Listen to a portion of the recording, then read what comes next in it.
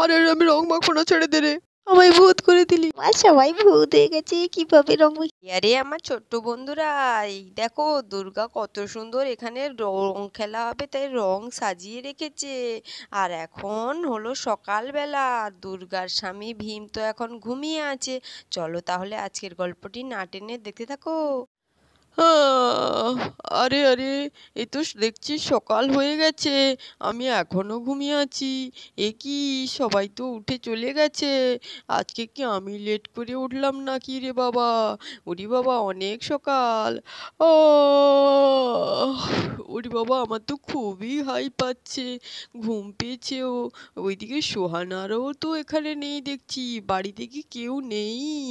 আরে আরে, এদিকে তো সব কিছু রং দিয়ে সাজানো থালায় দেখছি, এ কি কাণ্ড! দুর্গারও কি সবাই রং খেলে নিয়েছে? না না, খেলবে মনে হয় তাই সাজিয়ে রেখে গেছে। আমি বাবা পালাই যেখান থেকে, না হলে আমায় আবার রং মাখিয়ে ভূত করে ছেড়ে দেবে। ওরে বাবা, আমি তো রং মাখবই না, আমাকে একটা কোথায় লুকিয়ে পড়তে হবে, না হলে আমায় পুরো ভূত করে আর ছাড়বে বলেছে। এখান থেকে পালাই বাবা পালাই, অনেক দূরে পালিয়ে যাই। আরে আমি যে পালিয়ে যাব বলছি, রাস্তায়ও তো রং খেলা হবে, আমাকে তো সেখানেও ভূত করে দেবে। না না, আমাকে এই ঘরের মধ্যে কোথাও একটা লুকিয়ে পড়তে হবে, এই ভেতরে ঢুকে যাই, ওখানে আর ওরা কেউ যাবেই না। আরে আরে ছোট্ট বন্ধুরা, ভীম তো রং মাখার ভয়ে ঘরের মধ্যে লুকিয়ে পড়লো। বাবা মন্দিরে পুজোটা ভালোই ভালোই দিলাম।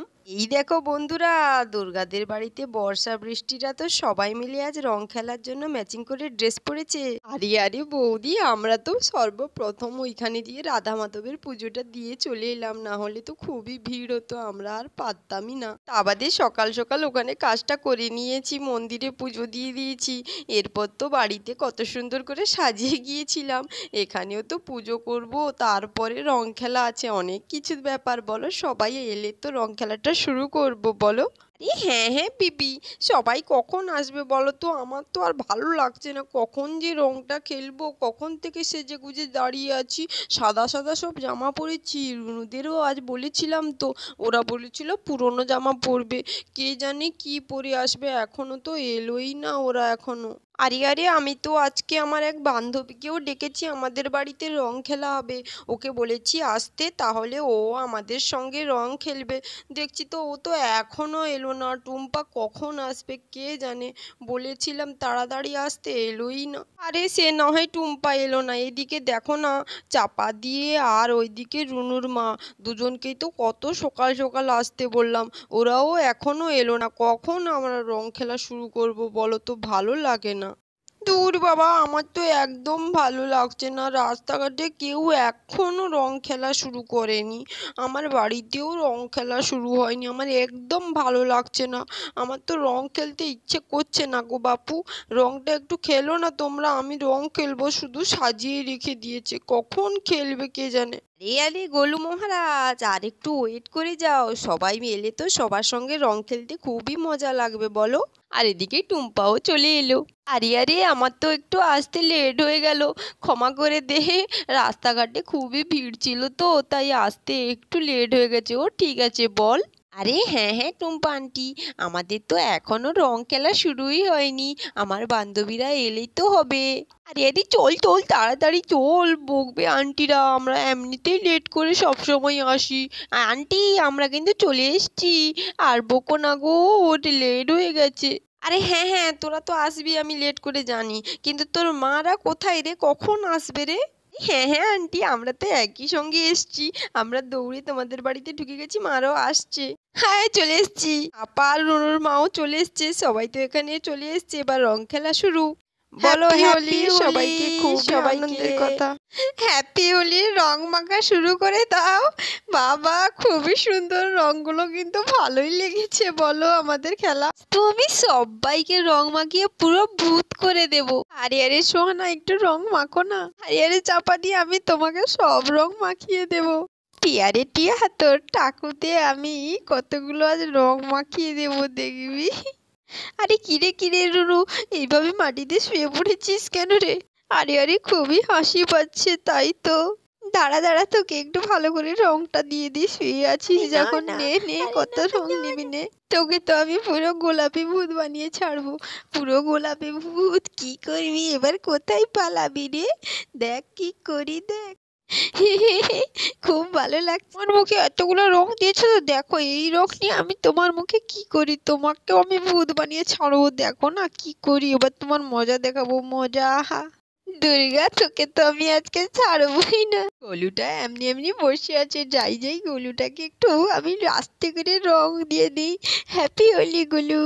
হোলি হোলি হোলি হোলি এসছে, হ্যাপি হোলি। আরে বন্ধুরা, দেখো দেখো এখানে সবার অবস্থা কি হয়েছে। রং মেখে সবাই তো একেবারে ভূত হয়ে গেছে। এখানে তো এরা খুবই মজা করছে দেখছি। আর এদিকে আমাদের ছোট্ট গোলুর অবস্থা দেখো, ওকে তো একেবারেই চেনাই যাচ্ছে না। আরে আরে রুনুদি, তোমাকে তো চেনাই যাচ্ছে না, মনে হচ্ছে তুমি পুরো পেঁচার মতন হয়ে গেছো, পুরো ভূত হয়ে গেছো, ভূতনি হয়ে গেছে একেবারে। আমার বাবা মনে হয় বেশি হয়নি।